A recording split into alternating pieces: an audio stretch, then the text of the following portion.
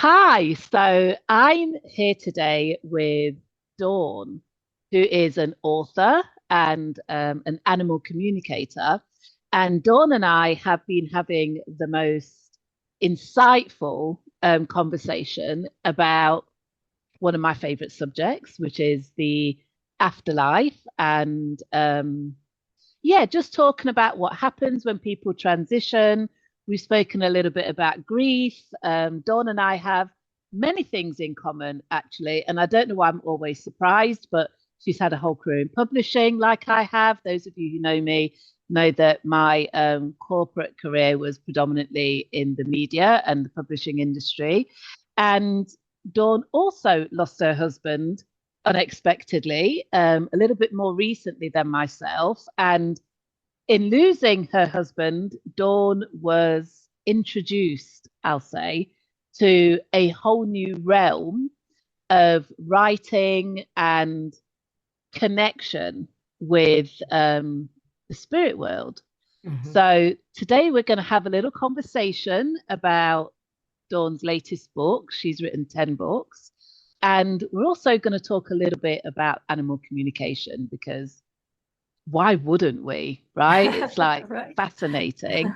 Um, and you all know how I feel about dogs. Some of you know how I feel about cats, but even like birds and insects and just all the different creatures that are obviously always communicating with us. And now I'm sat here with an animal communicator for the first time. So, welcome, Dawn. It's Thank you. lovely to sit here and chat with you. And let's get into it. Oh, the Okay. camera's gone. Yeah, my camera works with my energy, so I don't know what's going on. So, Dawn, do you want to tell us a little bit about your book? Let's start with the book and start with the story of Bob, your husband. Sure. Sure. Yeah. So my husband and I, excuse me, we're married for 33 years. And he was a healthy guy, just, so this came out of the blue, September 11th, 2024. He just went down at work. Just it was called a cardiac event of some kind. And I was obviously in shock, because again, he was just such a healthy guy, came out of the blue. I felt his presence that day, just kind of in fleeting. He was like a translucent presence in my living room.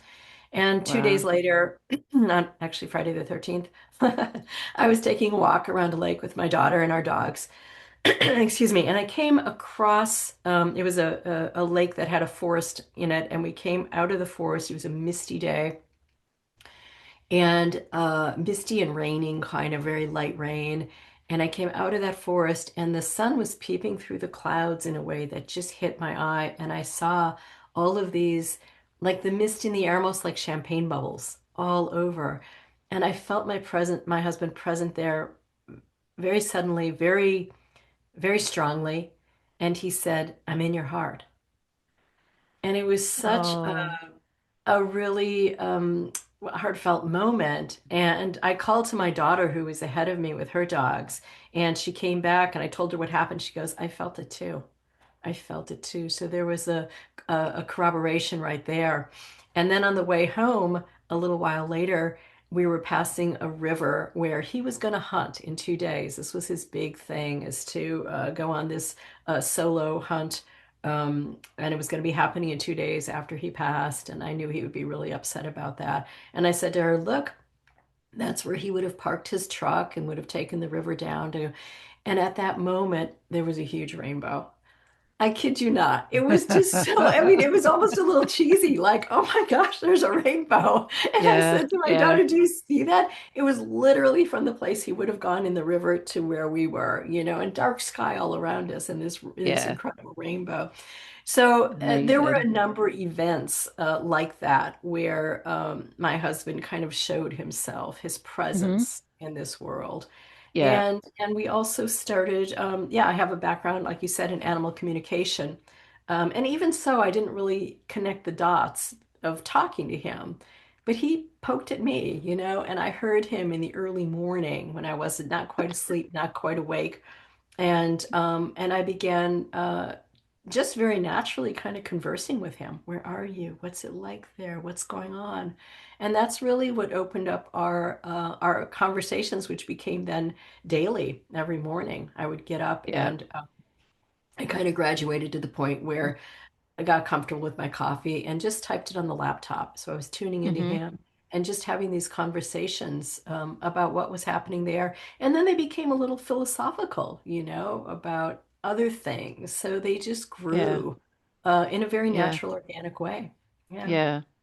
So, I mean, that's amazing. Like, I love the almost like the symbols that represented his presence and Hmm. the fact that, you got that reassurance, the confirmation that he's like in your heart. Like, that is so Yeah. beautiful. But Yeah. I just wonder when you started having the conversations, how did that evolve for you? Was that just like you just started hearing his voice? Were you communicating with him?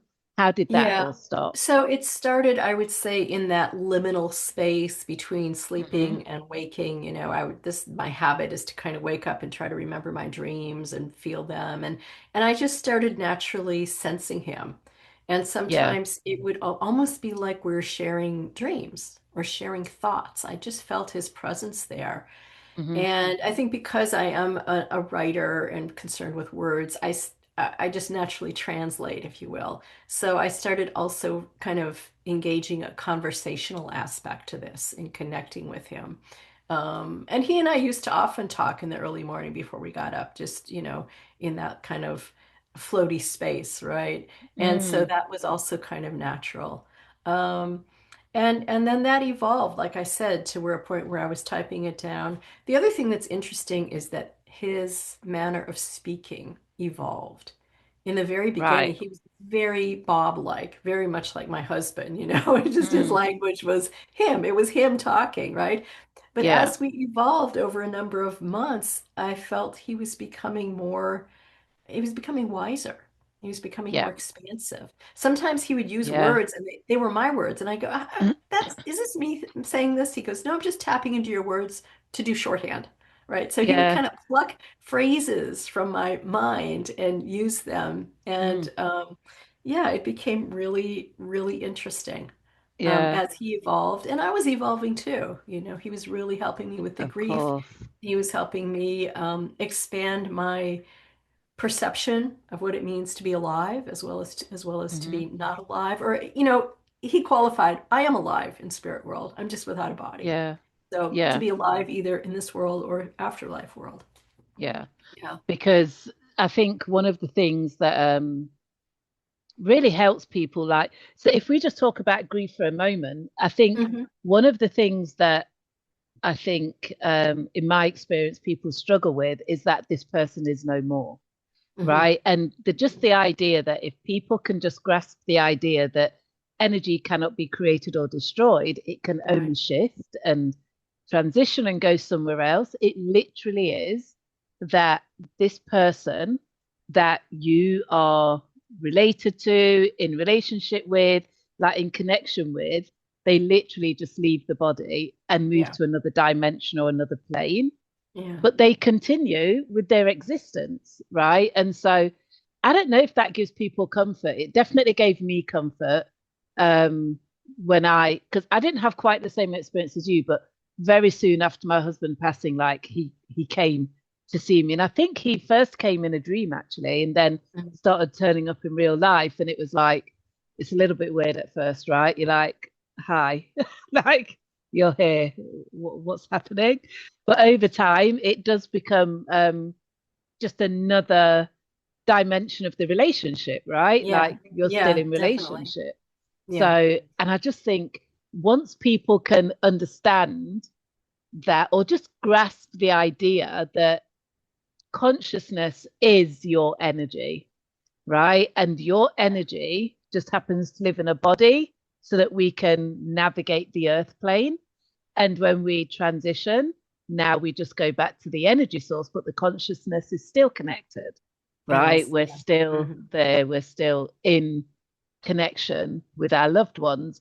And that definitely gives me comfort. I'm sure it gives other people comfort. So going Yeah. back to the project with you and Bob, which Hmm.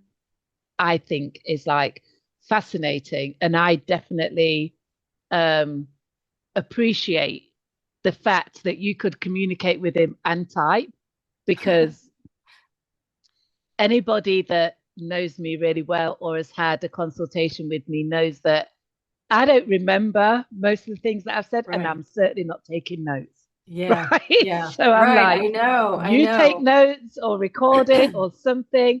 I don't have the ability to do both. So that to me is like really impressive.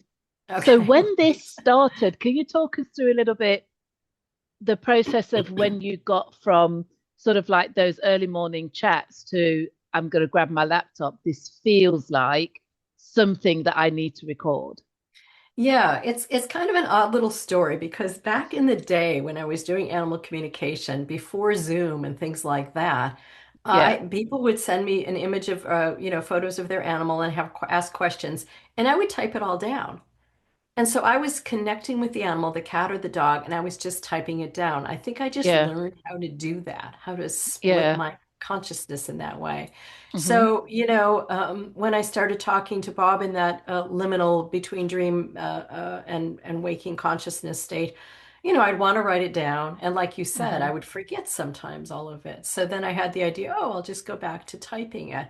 So for me, it wasn't even something I learned. It was just a natural kind of like little memory of how to do that, how to split Yeah. my consciousness. And I think helps because I'm being soft in my thoughts. I'm Mm-hmm. listening to him, and then my curiosity comes up, so I ask the question, and then I'm listening to him and just typing. And I don't know, for me, that flow works. Yeah, So I it's think it's it's just the an flow, it's individual the thing. Yeah. yeah, it's the back and forth. Because Hmm. it is almost like a slightly altered state where you seem Yeah. present, but yeah, Yeah. you It is. definitely Yeah, a yeah, little bit you figured altered. out Yeah. how to remove yourself a little bit and then come back in.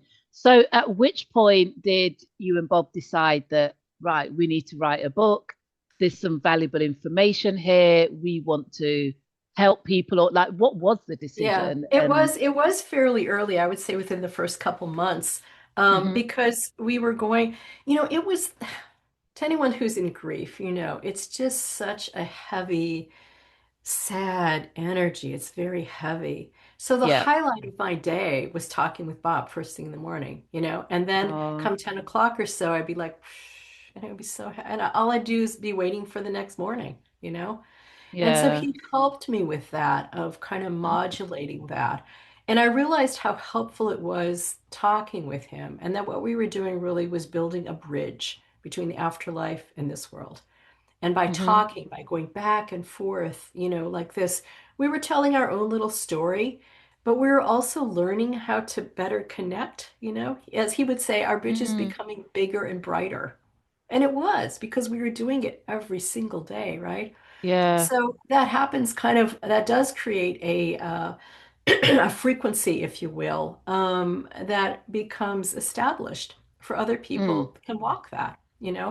And so we, yeah. we realized how valuable it was for us, and Hmm. we wanted to share that, not only for people just in this world, but also the afterlife. Because as Bob Hmm. would say, there's many people in afterlife that really want to contact their loved ones here, but aren't able to.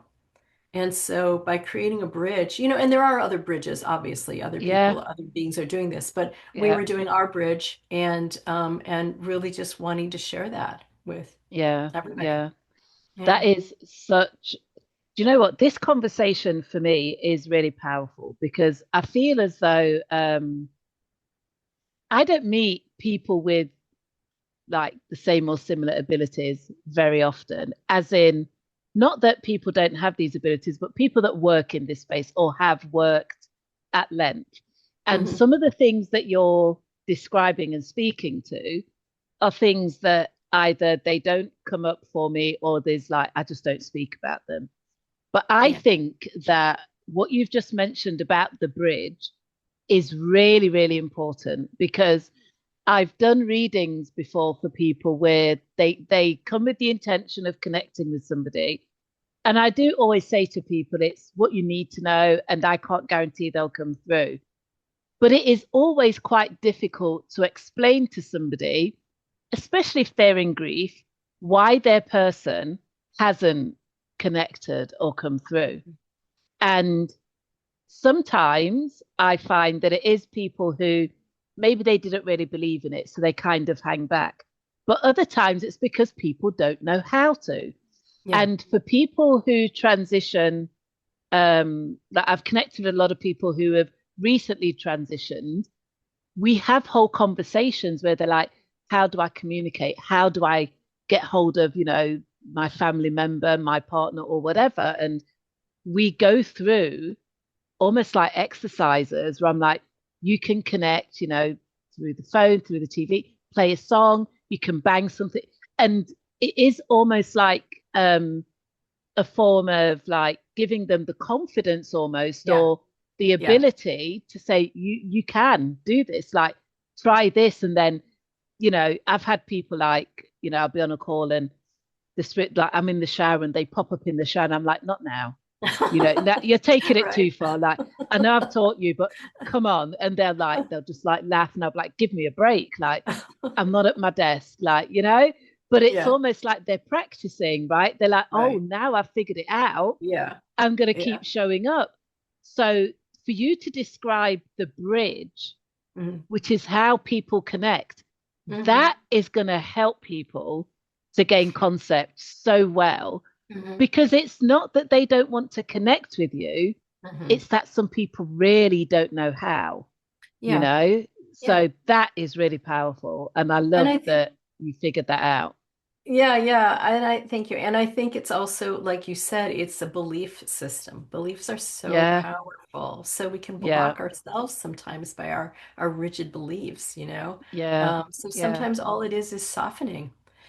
The other yeah, thing I'd like to say about that too is it's about, sometimes we have an idea of, oh, it should come through conversation or it should come this way.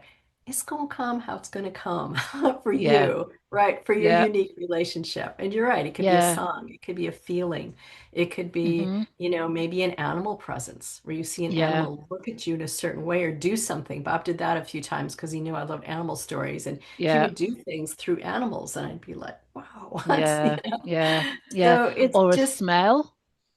yeah, yeah, People like to waft across the room, right. especially if somebody like smoked or they had a certain cologne, and you'll be like, I'm like, do you Yeah, smell something? They're like, oh right, my gosh. Yeah. So right. it's exactly right. How it works for you is how you will receive Yeah, them. yeah. So you and Bob have like you've created your bridge and you're having these regular conversations. Mhm. What was the intention behind the project? Well, just to sh of the book is just to share with others. We were Yeah. very clear. This isn't a how-to book. It's a soak it up book. You hear the Mm, story, the back and forth, and it is in some ways a little story of Don and Bob, but I think it yeah. really is very also much a universal story because we talk about so many things, and I Hmm. think sometimes by reading that, you just get this natural sense of how to soak it up. And Yeah. for me as a writer, I'm also very sensitive to word usage and also vibration. Words carry Yeah. a frequency of vibration. That's So this, right. I think, Yeah. if you read it, it's a very welcoming book, and it's a book that invites you to kind of soak it up, take it in, and feel it for Mhm. yourself. Yeah. And you'll find your own Yeah. bridge, or you can walk on ours, or you can walk on Yeah. another, or maybe it's an Yeah. escalator you use. It could be any kind of imagery you want, a river, Yeah. whatever. Yeah. Um, yeah. And as far as like grief, because obviously grief is all encompassing and I know that so many people are at whatever they're at various stages of grieving Mhm. their loved one. Um, what do you and Bob have to say about grief? Well, for me, it was sitting with those emotions, not diverting from them, really. And I Hmm. did. I made a practice of sitting with, and that's hard work, sitting with your sadness, with your despair, feeling it in the body. For me, that's always key. Mm, If I can feel it in the body, where is it? What does it feel like? It's in my lower belly. It feels tight. It feels hot. And you just sit with that. It starts to dissipate. kind of Yeah. interesting, because our body holds so much. On a practical level, I can give you one little thing that was really helpful to me because I would go through my days thinking, I miss you. I miss you. God, I miss you. I miss this. I miss that. I miss you. And Bob, actually, some other friends too, suggested reframing that. And so I Mm, started saying, I love you. I love you. And so over time, that became a different window to see that through. And I was able to see mm, his photo or see photos of things that we had done together and appreciate them, right? Love them yeah. rather Yeah. than having this sense of loss. So Yeah. it's a movement like that. And I think that's what sitting with your emotions does with those deeper, we might be inclined to like, oh, maybe I'll drink or maybe I'll go take a vacation. You want to get Yeah. away because it's Yeah. so The avoidance. uncomfortable. Yeah. And if you can sit with what's uncomfortable, I think for me, that's how I moved through it, by Yeah. sitting with what's Yeah. uncomfortable. Yeah. Yeah. So can you share with us maybe some of the ideas or concepts or revelations that you received from Bob about the other Yeah. side? We just talked about so many different things because I'm a curious person. I just want to know Yeah. things, right? What's time like over there? And he's like, in the beginning, he's like, time is stretchy. It's stretchy. It's like, Hmm. I don't have time the same way you do. It's so wild. And he would just talk about time. He would talk about being able to think about someone or something and just be there, you know? Yeah. And then he started talking about time as a wave. So he would go Okay. into a memory or event from his life and he'd write it.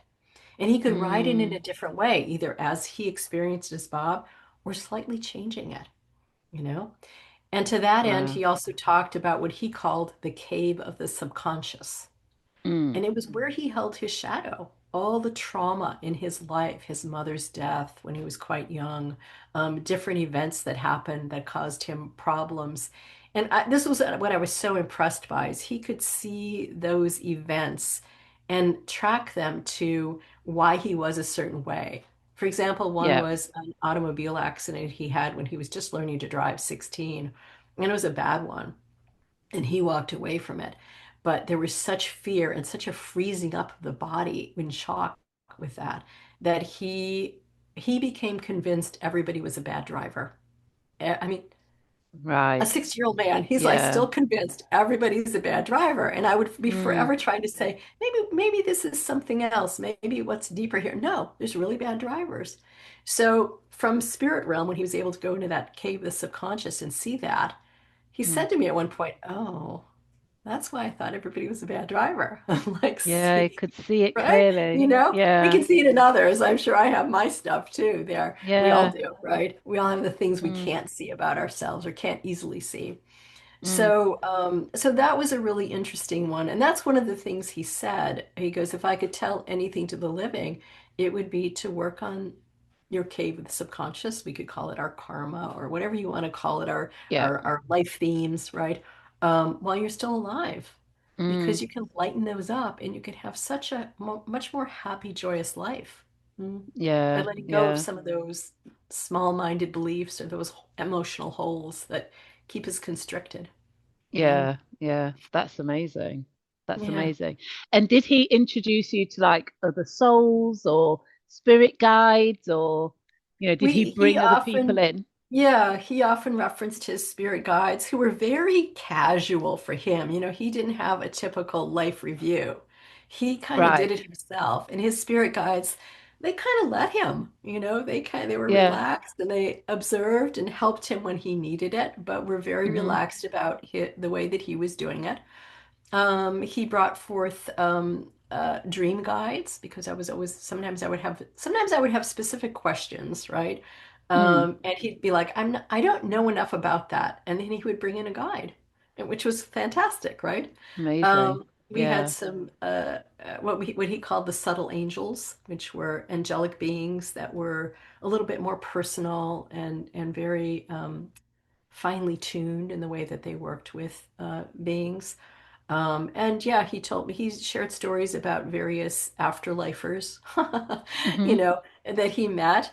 And I had told you before about he met a medium who was Yeah. a woman Yeah. both in the physical world as well as in spirit world. And she was just Mm. able to travel. She had home bases both places, you know? And Yeah. she was Yeah. a character. She was hilarious. Amazing. And we really enjoyed talking to her. So yeah, there Yeah. was that. You could bring Bob other was people never, in.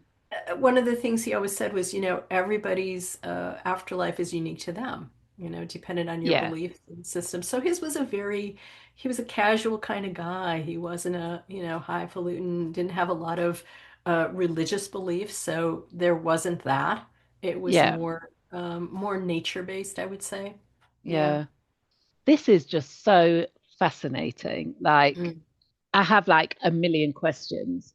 Um, like I could just like ask questions all day long. And I think it's almost as if like you're transporting us to like have the experience while we're still here, right? So Hmm. that Hmm. because I think everybody has questions, and if we if we follow the stories that we've all been taught, like from childhood or through religion or whatever, um, the reality is very different, right? In terms of the the spiritual reality, not the physical reality. Um, One thing that I am curious about is like how do animals feature? Because obviously you're an animal communicator. Did he bring like animals in? Did you like see animals, and which animals were Hmm. Yeah. there? Well, his one of his guides appeared as a dog, but that he lived with when he was young, Amos. And at one point he Oh, says, I think I think that guide showed up as Amos because Amos was such a friend to me and such a support to me when I was a young child. So that yeah. was the face Oh, of the guide. He told me this beautiful story one time because I was asking about that. Do animals have their own realm? And he basically said, this is very shorthand, but he basically said animals have less need of it than humans. They live oftentimes less complicated lives and they're more yeah, aligned, in who they yeah, are. So they don't need this as much as we do. And yet they would show up, is it our perception of them? Is it them? That kind of blurs in that afterlife realm. So he did see yeah. animals he knew, but he did share this one really sweet story. He goes, yeah, right. This was more of an adventure that I kind of was with him with. And Mm. I saw this big hill and a big sheepdog and a little boy and they were sitting looking over the sheep and a very pastoral setting, the sun and the greenery and things. And Bob was telling me this little boy had just passed over and he was so lost and didn't know what he didn't understand. And this dog appeared, this big sheepdog that just sat with him, that just Oh, sat with him. And there was, how when you sit with somebody who's very calm or a dog, yeah, and you have yeah. that resonance, you have that healing, that deep down body healing. And Hmm. that's what happened there. It was a beautiful little scene. Yeah. That's amazing. That's Yeah. amazing. So Yeah. share with me some of your animal communication stories, because as much as I work with people that have transitioned and I provide, like guidance and connection for lots of people.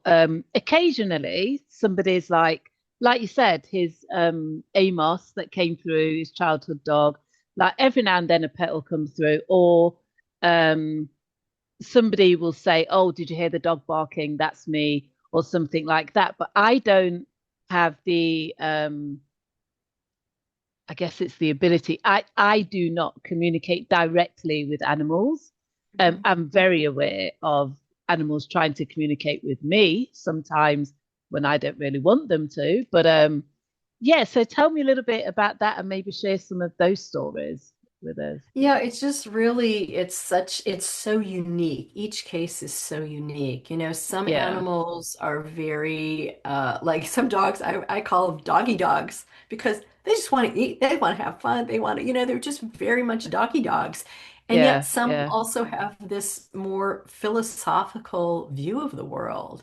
So they're Hmm. able to share their higher self, if you will, and able to share, they're able to say, I came to this person because she needed help with this and I needed help with that. And that's one interesting thing I often find with animals is, there's a reciprocity. The animal is Yeah. there to help you, but you're also there to help the animal. So there's an exchange, Yeah. just like with humans, it's very similar. Yeah.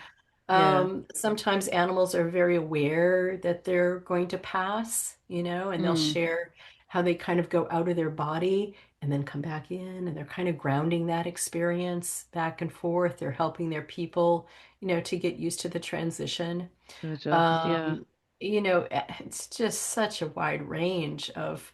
I remember one story. Well, it's so many. There was one story about a woman. She had a lot of horses. I think she had like 15 horses, and we were going Hmm. down the line in the session. Spending about 5 minutes with each horse. And there was this one. The horse's name was Snickers. It was a beautiful horse, and Mm. Snickers was just like sort of.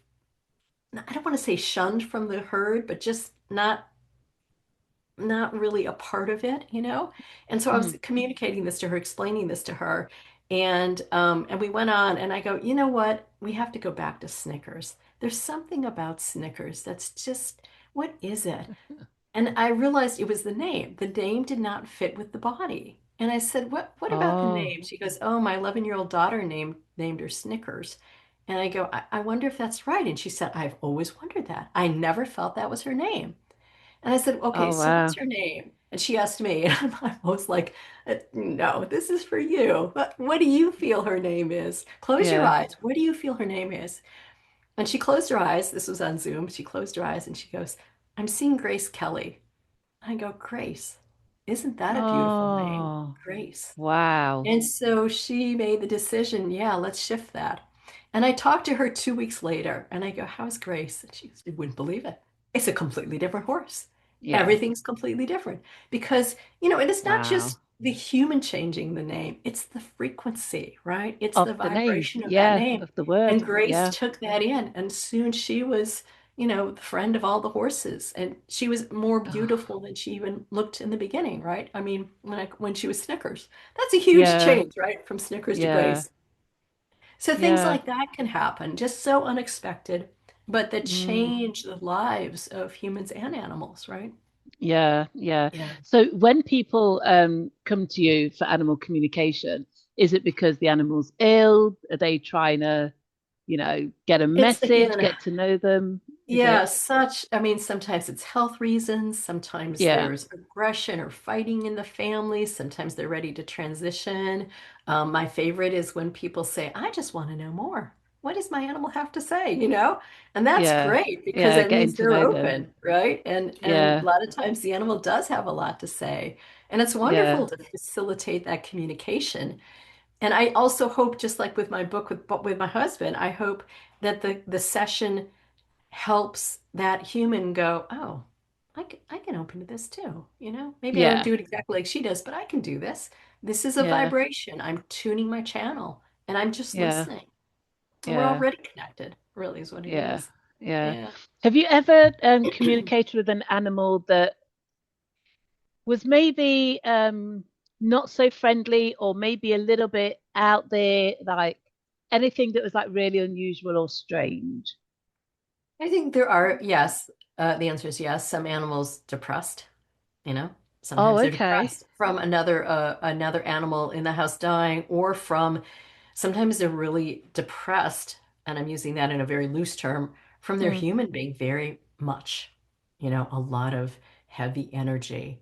And I mean, I right. remember talking with one animal that had run away because it just couldn't take it anymore. It was very hard for that dog. He just couldn't take it anymore because the house Oh, was so fraught with emotion, bad divorce, illness, all this stuff. You just couldn't soak it right. in anymore. So sometimes there Mm, are situations like that where an animal is just, and sometimes animals like humans have, what should we call them? Mental fractures of a sort and just are having a hard time being in their body and being present.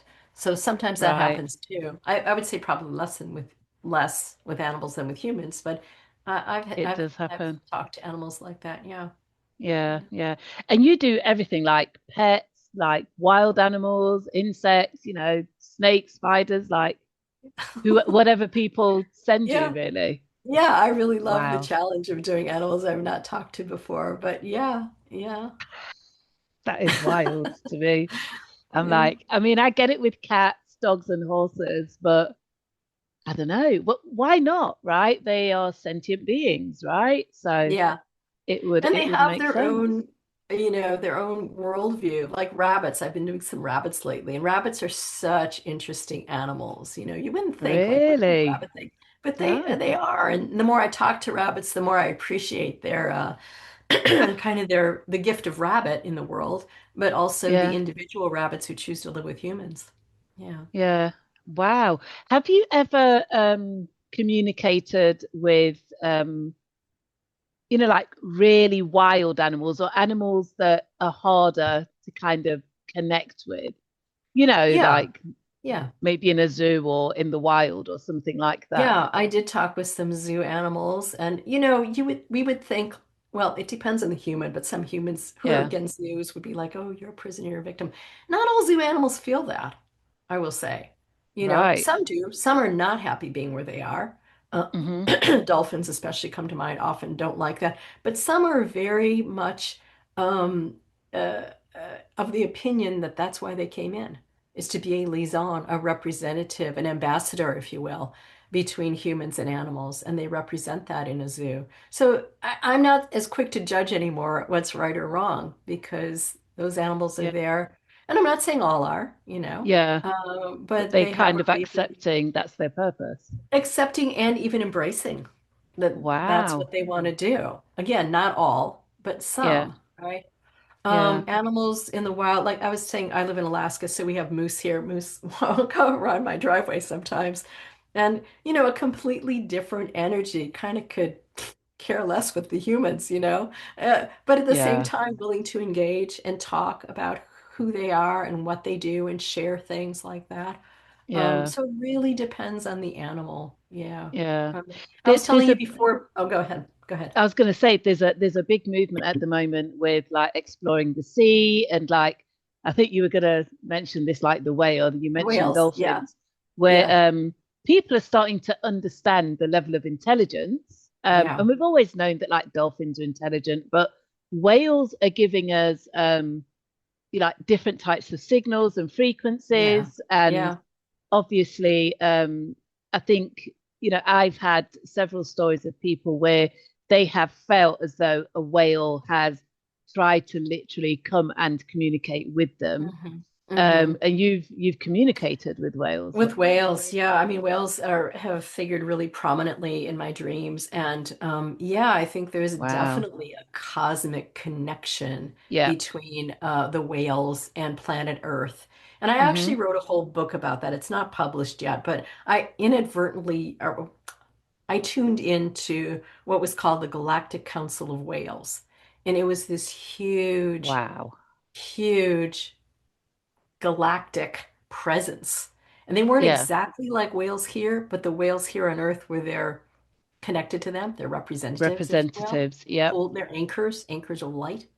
And I just Yep. learned so much about whales and about excuse me, whale energy in really helping to create the architecture of Earth, not the physical architecture, but the makeup of Earth itself. Energetic. So it's a Yeah. whole, the energetic whole story, a whole Hmm. different viewpoint about whales and about whale energy. And I was telling you too, the way I often get whale energy is as a download, just a Yeah. kind of knowing. That's a different way of tuning in, and you'll just kind of whoosh, kind of know things. Yeah. Um, They're a completely yeah, different type of creature. yeah. And I think we are now coming online on different Hmm. frequencies. We're Hmm. now beginning to embody different vibrations. And I know people talk about like the fifth dimension and things like that, but these are like way further out than the fifth dimension. Like Yeah, a yeah, lot of yeah, yeah, people think, yeah, oh, we can get to the fifth dimension, that's it. I mean, we're operating on the yeah. 13th dimension at some point, but they are, I believe, and these are things that will surface in time. I believe that whales and some of these sea creatures are actually drawing us, like pulling us into their frequencies. Yeah. And I think you're right. humans, That's a good way to say it. It really yeah, are. yeah, Yeah, like we're so arrogant. We think that we are the be all and end all and that it's yeah, us doing yeah, everything. but Yeah. we are, I genuinely believe that they are actually drawing us in and pulling us in because they have information and messages for us and they want us to come online. Yeah. Um, and so I'm a little bit obsessed with like the sea and whales and sea creatures and that kind of thing. But it just in terms of what's happening in the atmosphere and in the ethers, I just think it's time that we are being called in. So hearing about the Galactic Council of Whales, well, that is like that's a little bit mind blowing for me, but it Yeah. makes absolute sense It that was for me too, and I think that's why that book has sat for a little while because it's maybe it was a little before its time, and oh, maybe now is people are time. ready, and who's Yeah, not ready? They better get ready. yeah, Like right. things, at the beginning of our conversation, you said that things are moving so quickly, Yeah, and I love that you said that Bob said that time is like stretchy because it is, yeah, right? And we can slow it down, but we can also speed it up. And yeah, sometimes people are like, "Gosh, time's running away with me." Time is just moving the way that it needs to move right now for yeah, us to arrive or connect with or align with what yeah, we need to know because there's work for us to do. So, yeah, yeah. That's yeah, well said. so Well I think said. that's And amazing. we can learn to ride those waves of time. We can, And we should. move with time. Yeah, Yeah, makes it a we whole lot should. easier. Yeah, Yeah, it's not linear. Time is there to serve us like everything that is available to us in the universe. And I agree, we need to learn how to interact with, ride, like just go with the right, flow right. of time, light, all of the frequencies. It So really is so true, isn't it? Can I just jump in on one thing? Because yeah, that no, is go on. so true. It's about kind of aligning with not only ourself, our little self, our higher self, our galactic self, with all Yeah. beings, with the planet, with light, with Hmm. love. Yeah. That's the deep vibe, right? If we can, Right. I mean, I'm looking at your, whatever the question, love is the answer, right? Yeah, it's that It is. simple, but it's the It's so hardest simple. thing to do. Bingo. Yeah. It And is. On it's planet like, Earth, it's the hardest. Yeah. yeah, it's like if we can just remind ourselves sometimes, because we get so caught up in we sweat the small stuff a lot, and the small stuff is always like physical material, it's always very human. And I Yeah. think the thing that I love about this conversation is that we're called to expand just to even consider the afterlife, the higher frequencies, the other dimensions, animals as sentient beings, like connecting with all types of beings on all types of frequencies and levels. And if Yeah. we could just allow ourselves sometimes to, um, I like the idea of just like falling into the vibration of love or the frequency of love or the emotion of love. Like, stop holding ourselves so rigid and just like let it Yeah. go. Just get into it. You Let it know, go. That's we it. will Yeah. we will connect with so much more and reap so many rewards and benefits of allowing that because I genuinely believe that it's love that allows us to connect with our loved ones when they transition. I Yeah. genuinely believe that that is the frequency that they are sending out to us that allows us to connect with them. I haven't, I'm trying to think. I've had maybe one client in all these years that tried to show up with negative energy or the opposite of love. Every single client, it's love that drives them to book a session, to connect to their love. It's always love, right? It's the intensity and the power of their love that they feel that allows their loved one to come in and allows them to connect. And that is the most powerful of all frequencies and emotions. And I think that you're so is right. the And I'm just wonder of thinking it of the all. whales again, as I think that is really it's just this very deep resonance of love. And it's maybe Yeah. not the way we think of it. I do remember one time I was talking with my mom. Bob kind of connected me to my mom who had passed on a number of years ago. And I was saying, what's coming? She's like, yeah, the world is going to be changing. I go, what? How is it going to? She goes, there's going to be these waves. These waves are going to go hum through. I'm like, wait, what kind of waves? She said, waves of love. Waves Yeah. of love. that you've never felt before, you know? Wow. And I did have this feeling of, best be open to that. Yeah. Because if you're Yeah. resisting it, you're in the Yeah. tsunami. If you're open, Yeah. it's just going to move through you and clear Yeah. you and clean you and Yeah. brighten you, right? Open you. Yeah. Yeah. And that is very consistent with messages that I've received from guides who talk about, you want to know what's next? It's love. Or they'll be Mhm. like, the new wave is coming in. And it's like, the new wave of what? Do you know what I Right. mean? And it's like, Yeah. and often I'm given like colors or textures, but there is always a new wave. And it just makes sense that, connecting with these like amazing creatures that are beyond our um understanding, really, right? The whales are so old, they've been here, Mhm. we don't know how long. um what else would they emit, right? Right. They are guardians of the seas, they're guardians of the planet. What else? Do you know what I mean? So Well, it's probably the yeah. resonant tone of our universe or the multiverse, of Yeah. all. It just is. So, Yeah, I agree. and That's and why. we just keep expanding to that. Yeah, Yeah. that's why for those of us that are open and willing to explore, and whether it be like dimensions, realms, or have been opened up because of grief and because of losing a loved one, because I always say that like death is the great awakener. So whatever state you were in before, you lose a loved one and wide awake. Yeah. And that Yeah. awareness just expands. Hmm. It's love that actually expands us, that wakes us up. Hmm. It's I it, hear it there's so always much. love at the center of it. So, Dawn, are you still offering animal communication sessions? Like, can people book with you? And if so, I do. how and I where? do. Website's probably easiest, Hmm. www.animalvoices.net. Kind of sound like an Okay. ad there. Animalvoices.net. Yeah. It has all my books, a lot of chapter excerpts, email. Mhm. Yeah, I love doing animal communication sessions. I also do tarot readings, which I enjoy Yeah. for people who kind Oh, of want to go into amazing. their own psychology or their own subconscious and explore a little. Yeah. Really love that. And then, yeah, my books are all listed there. And I am reading my Talks with Bob on YouTube.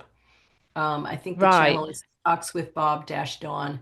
And so you can just listen to them. Some people are finding the listening to it really helpful because maybe because it carries that vibrational tone, huh, of Yeah. what I Yeah. experienced. So yeah. That's amazing. So they can listen to the chapters on YouTube, they can buy the book from your Hmm. website.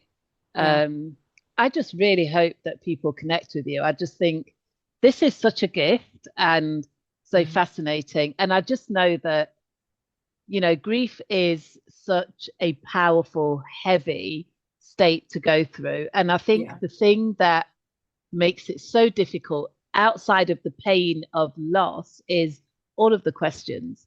Where is Yeah. my loved one? How are Yeah. they? What is happening with them? Are they okay? Like, was that them that turned the shower on? Was that knock at the door? Right. I don't even want to believe it. Like, is it, and I think the questions are really, really tough. Yeah. The not knowing, the not Yeah. understanding. But you give us a lot of insight into that. And I know that that is very healing and creates a lot of peace for people. So, Well, and I think those questions are good to shake us up a little because sometimes we're too much in our yeah, habits, in our way of thinking, right? Our small-minded way yeah, of thinking. And so sometimes those big questions shake us up and they expand us. Sometimes yeah. just That's asking the question exactly what they expands us. do. So, yeah, Yeah. And you're on good stuff. Substack as well, aren't you? Or you're I'm going to going to be on be posting. Substack. You're I'm going going to to be be on posting on Substack. Substack soon. Right. You're As a talking me into it. writer and author, Mm, Dawn, it okay. makes sense. Like, I get it, but I do think that Substack's a little bit different from most social medias, and you can just take your time and do it at your own pace. Maybe share some of your YouTube videos to Substack, you know? Yeah, that's a good idea. Yeah, I will do that. Yeah, Thank you. rather Yeah, than this extra content churning workload, which it can be at right. times. But yeah, so what are you on Substack? Oh boy, I don't even know. I will Okay, put I it will on my post it. website. I will put it on my Okay. website. Well, Yeah, I'll and post all yeah, the details beneath the okay, video so that perfect. people can just like click on the link and find That's you. great. But I just want to say thank you so much for joining me and taking the time and just like reaching out. I just think these conversations are so valuable. And I just really hope that people find it useful. I'm sure they will. I really am. I've loved So talking with you. It's really great. So it's been thank you. amazing. It's been Yeah. amazing. Thank you so much. Mm, And everybody, go to Dawn's website, YouTube, get the book, listen to the chapters, and yeah, book an animal communication session. mm. Yeah, why not? They Why are not? fun. They are fun. I Yeah, so enjoy them. I really do. yeah. Yeah. I think they sound like a lot of fun. Mm. Okay. Well, thanks so much, Dawn. And like I said, all of Dawn's details will be posted below.